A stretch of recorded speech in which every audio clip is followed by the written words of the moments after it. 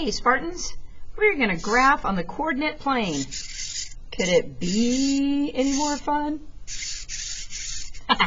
Okay, let's start with our coordinate grid right here. Now what you're used to using in elementary school is over here. Now we're going to bring in some negative x's and some negative y's. Let's zoom in for a closer look.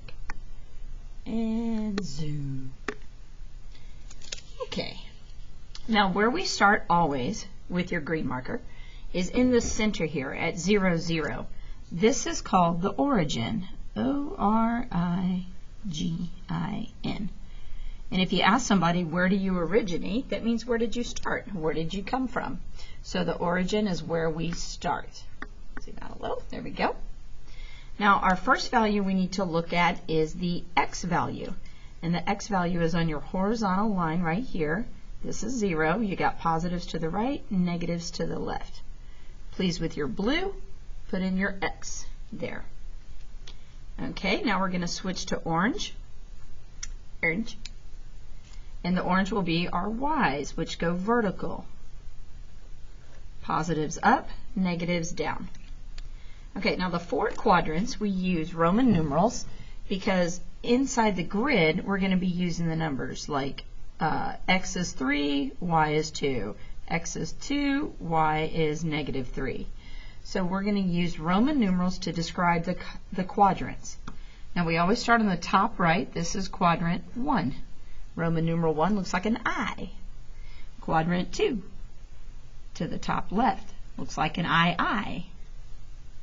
Quadrant 3, down at the bottom, looks like an I. Now be careful. Quadrant 4, it's not what you think. It's an IV. Ta-da! Okay, so up in quadrant 1, the x value is always positive, because if you start at the origin, you move to the right, you're in quadrant 1, the x will be a positive. So with your blue, go ahead and put a positive x, and leave your cap off, because we're going to be using that again.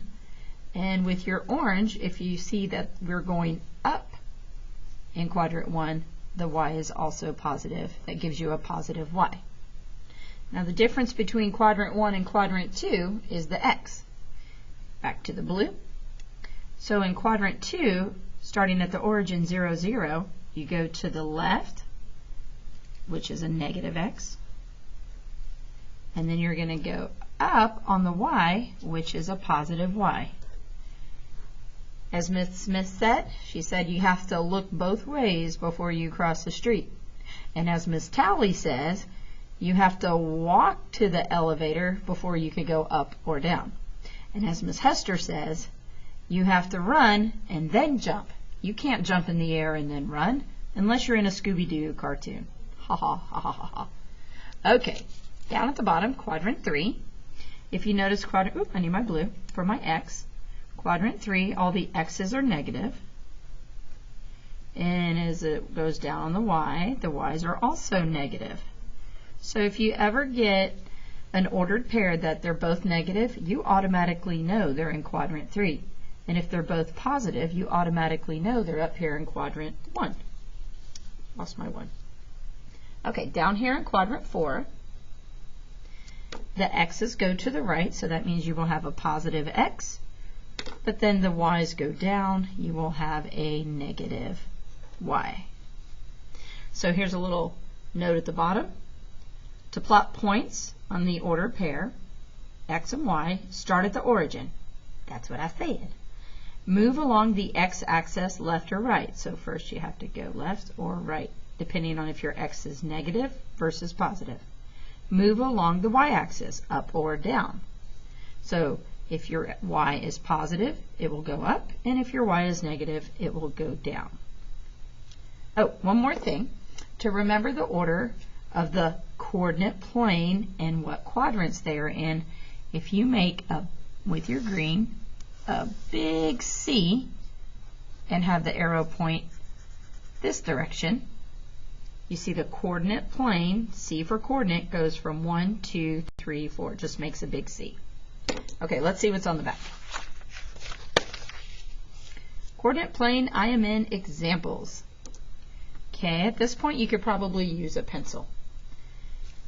Plot each point on the graph below, label with appropriate letters. So we got to plot the W, the X, the Y, and the Z. I'm going to use my orange marker because it'll stand out on this black and white paper better. All right, so the W is the X, the 3 is the X, and the 2 is the Y. So if it's a positive and a positive, that means I'm going to go to the right on the X and up on the Y. So start at the origin, go to the right on the X, 1, 2, 3 spaces, and then from that point go up 1, 2 spaces, put a dot where it crosses there, and that will be W. Let me zoom in a little bit better. There we go. Okay, for X, it says -6, so that means the X is going to go backwards from 0 back to -6. And then it says -7, that means the Y value is going to go down. So from -6 on the X, go down 7 spaces, put a dot, and that's the X. They shouldn't have called it the X because we have an X and a Y axis. Oh well, thought about that too late. Okay, next one. For the Y, it says start at 0, 0, okay, and then it says move 0. Do not go left or right or anywhere. You just stay right where you are. And then for the Y value, you're going to go down 4. So you stay right where you are and go down 1, 2, 3, 4.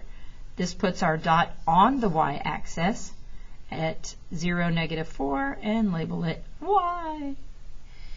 Okay, now we have Z. +5 and -5. So +5 on the X moves to the right from the origin, 1, 2, 3, 4, 5. And then -5 on the Y goes down 1, 2, 3, 4, 5. Be careful. Make sure your numbers are counting in the right values because these are counting by 1. Sometimes they count by 2 or 5, so just be careful there. Let's see. Next step, for each point, name the ordered pair, then circle the quadrant or axis in which it lies. Okay, so where is A located? I'm going to switch colors for this. I feel a little green today. Must be allergies. Green.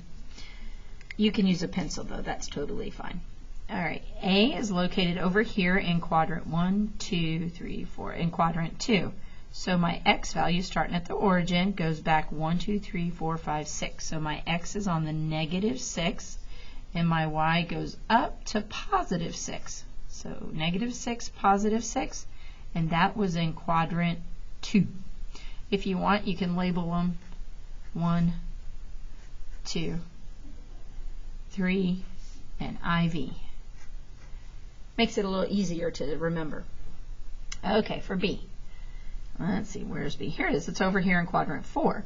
So from the origin, go to the right 7 and down 6. So that would be a +7, a -6, and we are in quadrant 4. Okay, now C. I don't see it. There it is. So from the origin, we went to a -5 on the X, but on the Y, we didn't go anywhere. We didn't go up or down. We stayed right where we are, so we would put that as a 0. Now that is not in one of the quadrants. It's right here on the X-axis. So we're going to circle it's on the X-axis. Okay, for D. D. There it is. It's in quadrant 3. And what I remember about quadrant 3, the X and the Y are both negative. So let's find our X. From the origin, we went back 7, so -7. And then we went down 1, 2, 3, down 3. And that's in quadrant 3, the double negative. All right. For E, up here in quadrant 1, the double positive. From the origin, it went to the right 6, and then it went up 6. So they're both the same, 6 and 6, quadrant 1.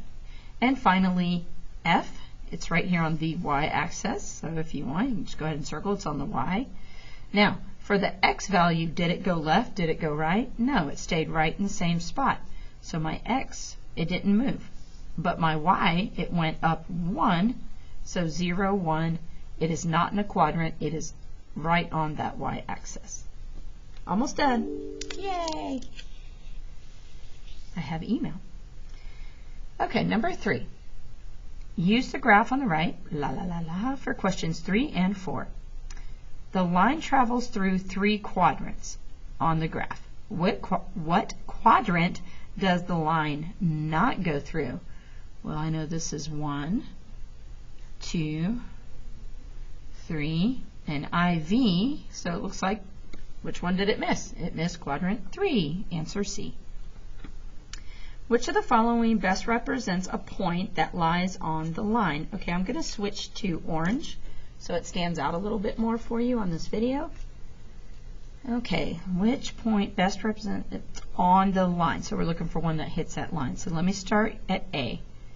On the X, I'm going to go to the right 1 space, and then I'm going to stop. So on the X, go to the right 1 space and stop.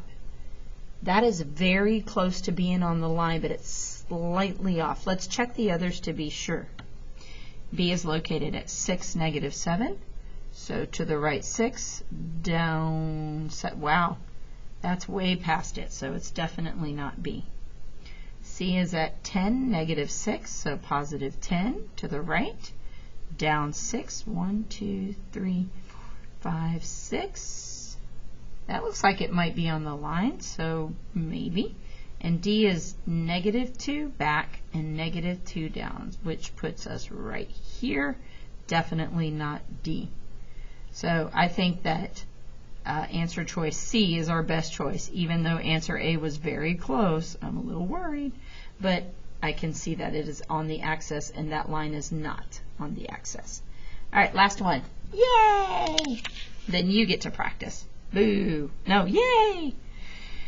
Which point is inside the rectangle? Okay, it's got to be in the rectangle, but outside the circle, so it cannot be in this area. It has to be outside the circle, inside the rectangle. So let's see.